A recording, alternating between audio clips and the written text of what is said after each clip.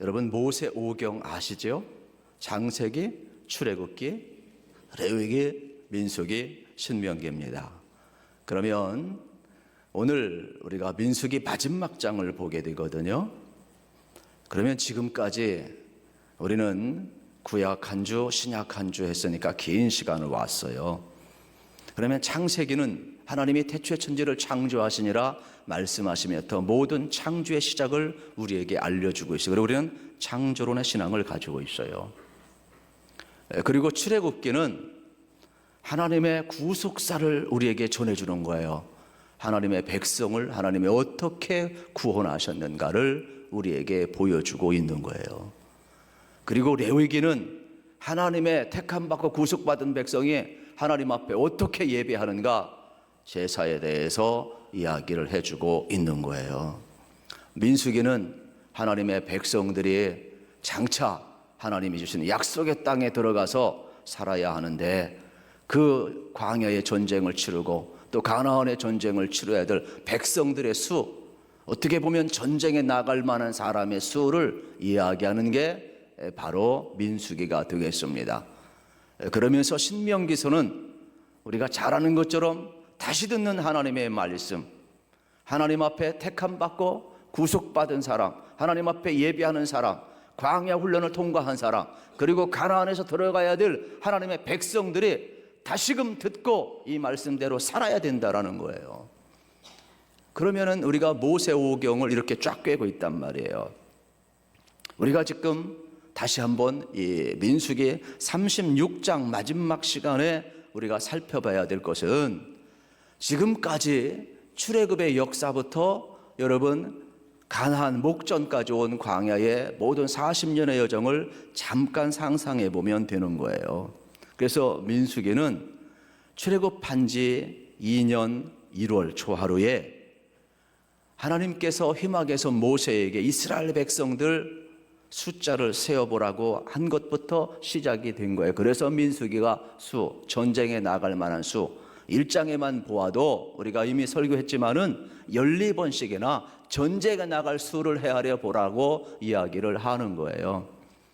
그러면 여러분 이스라엘 백성들이 애굽에서 나와서 광야 40년을 통과하고 이제는 가나안 목전 모압 평지까지 와서 요단강만 건너가면 되는 거예요.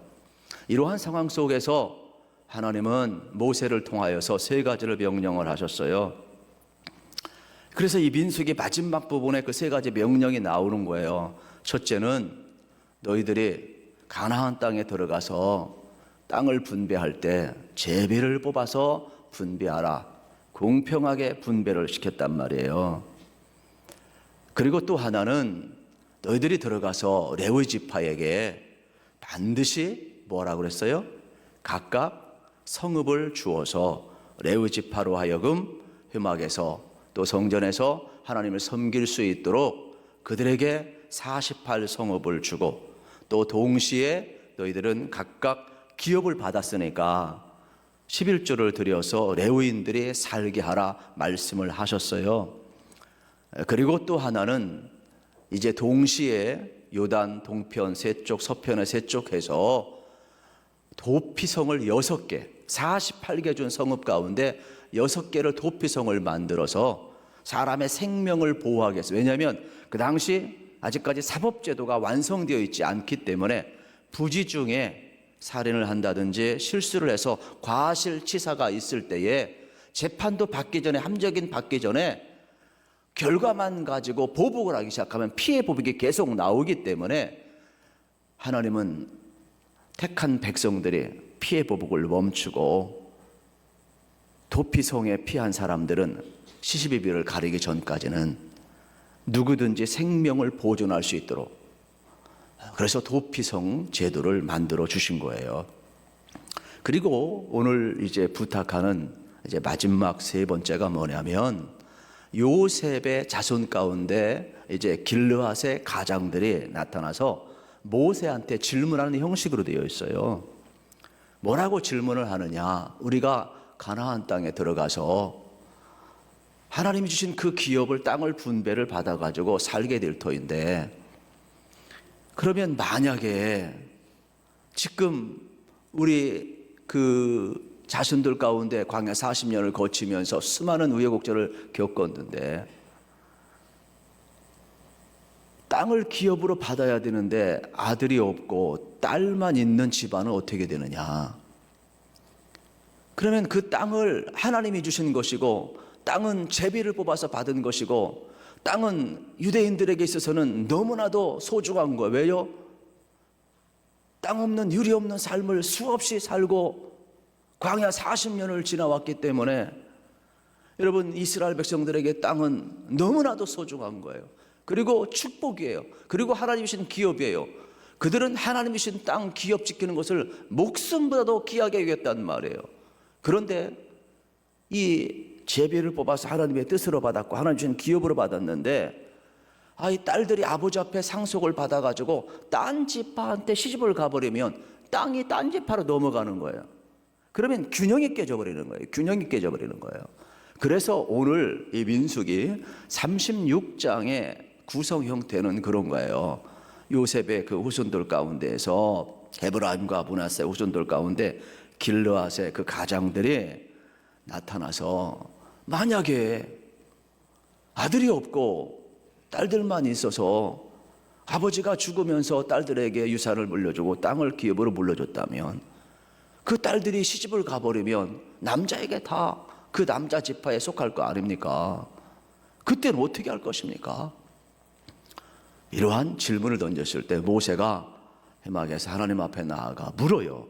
하나님 어떻게 했으면 좋겠습니까? 하나님께서 공평하게 제비 뽑아서 각 지파에게 땅을 나누라고 해서 우리가 그렇게 했는데 하나님 이 질문을 듣고 나니까 하나님 주신 기업을 바르게 지킬 수가 없네요. 그때 하나님이 모세를 통하여서 이렇게 말씀을 하시는 거예요. 슬르보앗의 딸들을 다 불러 모아놓고 하나님께서 말씀하셨는데 하나님 주신 그 기업을 그대로 지키기를 원한다.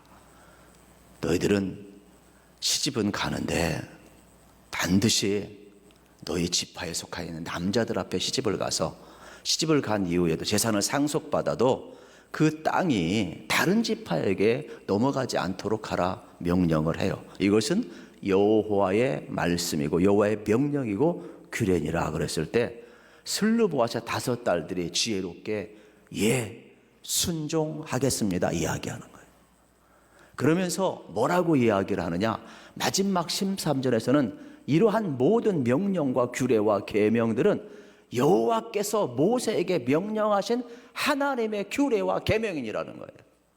그러니까 지금까지 광야 40년 동안 모세 인도를 통해서 이스라엘 백성들이 순종하며 살아왔던 것은 하나님 앞에 순종하며 살아왔던 것이고 모세를 통하여 들려줬던 계명과 규례를 지켰던 것은 하나님의 규례와 계명을 지켰더라는 거예요. 단순히 모세에게 순종한 것이 아니라 하나님의 대리자로서 모세에게 순종한 것은 하나님에게 순종한 것이고 하나님의 대리자로서 모세의 말을 듣고 한 것은 여호와의 명령과 규례니라는 거예요. 이걸 결론을 내리고 있는 거예요. 하나님의 백성들이 살아야 될 결론이 뭐냐? 하나님 앞에 순종하며 가나안 땅에 들어가 살게 되면 복 받는다는 거예요. 할렐루야. 그러니까 우리 인생길 걸어가면서 왜 순종이 제사보다 낫다고 했는가를 우리는 알아야 되는 거예요. 이게 민수기의 결론이에요. 그러면 우리는 이러한 모든 과정을 통해서 우리가 무엇을 배워야 될까? 저는 한 3가지만 정리를 해 보았어요.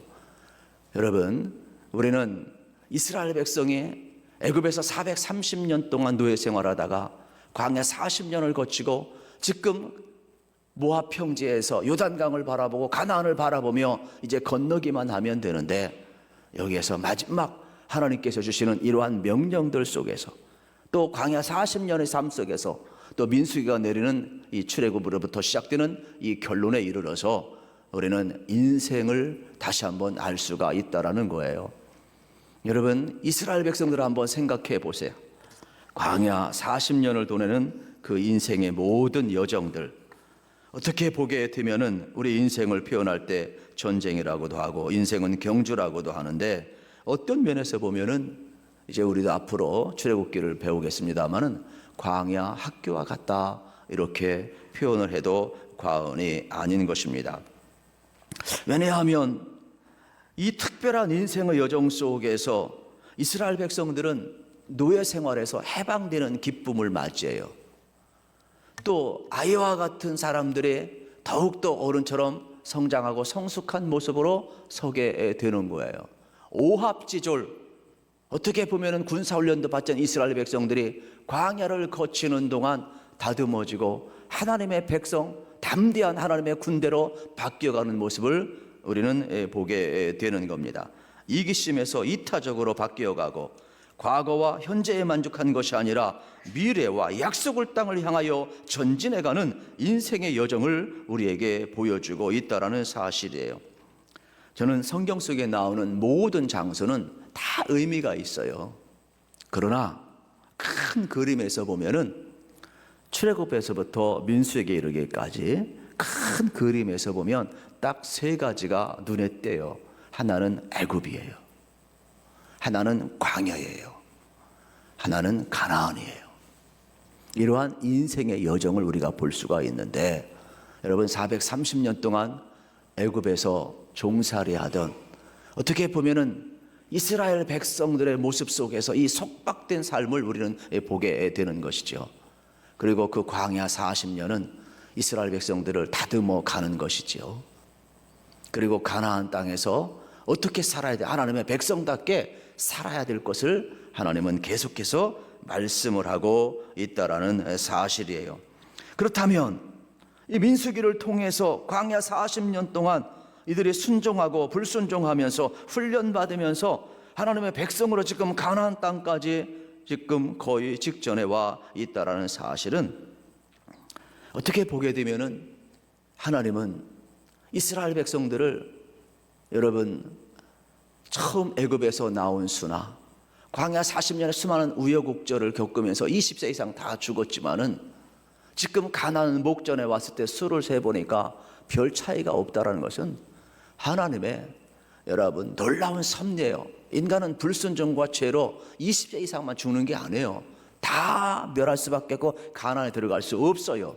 그런데 숫자를 세어보니까 전쟁에 나갈 만한 숫자가 별 차이 1000여 명밖에 차이가 안 나는 거예요. 그렇다면 여러분 이걸 어떻게 설명을 할 수 있겠어요? 우리 인생의 여정은요, 여전히 우리에게도 여러분 불순종이 있고, 우리는 인생의 여정 속에 여전히 광야 훈련이 있고 다듬어져야 하지만은 하나님께서 우리를 끝까지 이끌어가고 있음을 솔직하게 우리는 민수기를 통해서 다시 한번 발견할 수가 있다라는 사실입니다. 여러분들이 이스라엘 백성이 경험했던 하나님의 은혜와 능력을 체험하길 원하면 오늘 우리 인생도 마찬가지예요. 예수님을 구주로 영접하였을 때 우리는 죄로부터 벗어나는 그 해방의 기쁨을 동시에 만끽하게 된다라는 사실입니다. 그런데 이스라엘 백성 애굽에서 나왔다고 해서 곧바로 가나안에 들어간 건 아니에요. 광야길을 걸어갔다면 그 광야를 하나님은 통과하길 원하는 것이지, 광야에서 여러분 우리가 자녀를 학교에 입학하는데 다 졸업하길 원하지 중간에 여러분 이탈자가 나오길 누가 원하겠어요? 졸업 못하는 사람 누가 원하겠어요? 그렇게 원하는 부모님이나 선생님은 아무도 없어요. 우리 인생길 마찬가지예요. 우리가 예수 믿고 구원받았으면 바로 천국 가는 것이 아니라 이 땅에 남겨진 것은 광야가 있다라는 거예요. 그러면 그 광야길을 하나님은 믿음과 순종을 통해서 통과하길 원하는데, 불신앙과 여러분 하나님을 신뢰하지 못해서 불평하고 원망하다가 통과 못하는 걸 원치 않는다라는 거예요. 우린 출애굽의 여정으로부터 민수기까지 살펴보면서 그걸 계속해서 체크해 왔다라는 사실이에요. 그러면 과연 우린 지금 예수님을 믿고 죄로부터 자유하는 그러한 체험을 했는데, 그러면 그 이후의 삶, 하나님의 구원의 경영을 지금 우리는 어떻게 하고 있냐는 거예요. 광야를 걸어갈 때 통과하고 있냐는 거예요. 믿음으로 통과하고 있냐는 거예요. 순종함으로 통과하고 있느냐는 거예요. 우리 하나님의 사람으로 지금 바뀌어가고 있느냐 이 말이에요. 철저하게 하나님은요, 이스라엘 백성들이 이 광야를 통과해서 가나안에 들어가기 원했어요. 그런데 가데스 바네아에서 이들은 실패를 해요. 왜요? 12명의 정탐꾼을 보냈는데 여호수아 갈렙 위에는 전부 다 불신을 하는 거예요. 에이, 하나님이 아무리 말해도 우리 힘이 없는데 어떡하냐, 우리 여건이 안 돼 어떡하느냐, 우린 일곱 족속과 싸우면 백전백패한다. 그러니까 백성들 다 낙담해요. 이 사건으로 인하여서 여러분 꼭 민주주의가 좋은 게 아니에요. 다스길이 좋은 게 아니에요. 이 가데스 바네아 사건으로 인하여서 이스라엘 백성들은 어떻게 해요? 2주면 들어갈 자리를 38년 뺑뺑 돌다가 이제 겨우 40년째 되어서 가나안 목전에 와 있는 거예요. 우리 인생도요, 여러분들이 예수님을 믿고 하나님의 자녀가 되었고 구속의 은총을 경험했고 성령을 체험했다면 우리 앞에 어떠한 시련이 온다 할지라도 저는 여러분들이 순종함과 또 하나님을 신뢰함으로 통과하시기를 주의 이름으로 축원합니다. 우리가 만약에 불순종하면 또다시 뺑뺑이 돌릴 수밖에 없어요. 이 광야의 여정은요, 하나님이 여러분이 잘 통과하셔서 하나님의 사람으로 쓰셔서 가나안 땅에 들어가고 복 받기를 원하는 것이지, 우리가 훈련소에 보내든 학교에 보내든 어느 과정을 거치는 것은 그 과정을 통과해서 승리하기를 원하는 것 아니겠어요? 그렇다면 하나님이 허락하셨다면 여기에는 하나님의 놀라운 섭리가 있다는 것을 우리가 알아야 합니다. 그래서 야곱은 불순종하고 하나님의 뜻대로 살지 못했을 때 그의 인생의 고백, 내가 130년 인생을 살았는데 험악한 여정을 살았다 그랬어요. 여러분, 우리 인생길 걸어가면서 하나님 앞에 순종하면, 전 그렇게 생각합니다. 하나님과 연결되면 아무리 광야길을 할지라도 순탄하고 여러분 평탄한 여정이지만, 여러분 우리가 하나님과 연결되지 않고 순종치 아니하고 불순종하면서 세상길 걸어가다 보면 뺑뺑이 돌릴 수밖에 없고 험악한 세월을 살아갈 수밖에 없어요. 왜요?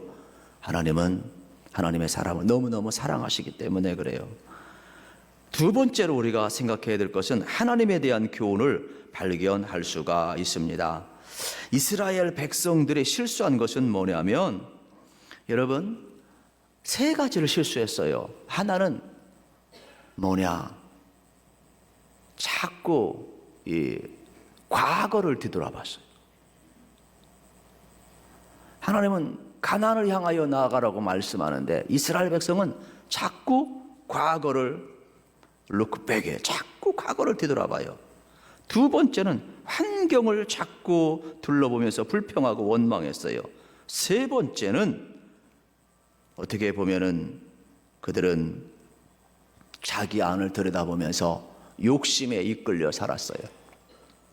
하나님은 광야를 통과하는 동안 하나님을 바라보길 원했어요. 광야는 고독한 곳이에요. 하나님만 바라보며 하나님과 미래를 나누며 철저하게 하나님 주신 그 힘으로 살아가야 될 곳인데, 그곳에서조차도 하나님을 바라보지 아니하고 자꾸 과거 바라보고 주변 환경 바라보고 자기를 바라보다가 어떻게 불평하고 원망하고 탐심에 이끌려가고 불순종하면서, 이 광야 속에서는요, 우리가 기억해야 돼. 우리 인생의 광야길을 걸어간다면 지나치게 과거를 뒤돌아보지 마시고, 너무 환경 바라 불평 원망하지 마시고, 너무 자기를 바라보다가 자기 탐심 욕심에 이끌려서 인생 망치지 마시고, 광야를 걸어간다 생각을 하시면 우위를 바라보시기를 축복합니다. 오늘 우리에게 정말로 필요한 것은 뭐냐? 성경 공부를 하면서 우위를 바라봐야 돼. 우리의 삶에 있어서 우위를 바라보라는 거예요. 하나님을 바라보고 하나님을 신뢰하게 될 때에 여러분 우리 인생은요, 하나님으로 아는 지식으로 가득 차게 되어 있다라는 사실에, 그래서 하나님은 이스라엘 백성들이 광야에서 하나님을 바라보며 하나님을 신뢰하며 하나님 아는 지식으로 충만하길 원했는데, 출애굽의 여정부터 민수기 여정까지 하나님을 아는 지식 가운데 어떤 하나님이냐? 여전히 하나님의 백성을 사랑하시는 하나님을 알기를 원하셨어요. 그리고 두 번째로 하나님은 끊임없이 그들의 불순종 속에서 인내하시는 하나님을 알기를 원하셨어요. 그리고 하나님은 이스라엘 애굽의 때를 다 벗겨내고 노예 근성을 다 벗겨내고 광야를 통과하면서 그들을 새롭게 하면서 하나님의 백성으로 새롭게 태어나길 원하시는 하나님을 그들은 알기를 원했다라는 사실이에요. 그러면 어떻게 이렇게 하나님을 아는 지식으로 충만하냐? 그것은 말씀을 통해서 가능하다는 사실이에요. 그러므로 여러분, 오늘 설교를 잘 듣는 것처럼 여러분들이 항상 기회 될 때마다 말씀을 읽어야 돼요. 그리고 말씀을 배워야 돼요. 그리고 말씀을 잘 들어야 돼요. 그러면서 여러분들이 하나님으로 아는 지식으로 충만하시기를 주의 이름으로 축원합니다. 그리고 세 번째로는 성령을 통해서 우리는 하나님을 아는 지식으로 충만할 수 있다라는 사실이에요. 그만큼 성령님은요, 우리가 힘들고 어려울 때 하나님의 말씀을 생각나게 해요. 그래서 모든 어려움을 이길 수 있도록 여러분 성령님은 도와주고 있어요. 그래서 바울은 평생 한 기도가 뭔지 아십니까? 바울은 하나님, 나로 하여금 하나님을 아는 지식으로 충만하게 하옵소서. 세상에 바울과 같이 여러분 학식이 뛰어나고 여러분 신앙의 경륜과 그 깊이와 넓이와 길이를 여러분 높이를 측량할 수 없는 사람인데도 그의 일평생 마지막까지 드린 기도가 뭐냐? 하나님, 나로 하여금 하나님을 아는 지식으로 충만하게 하소서. 일평생 골로새서에 보면 그 기도를 했어요.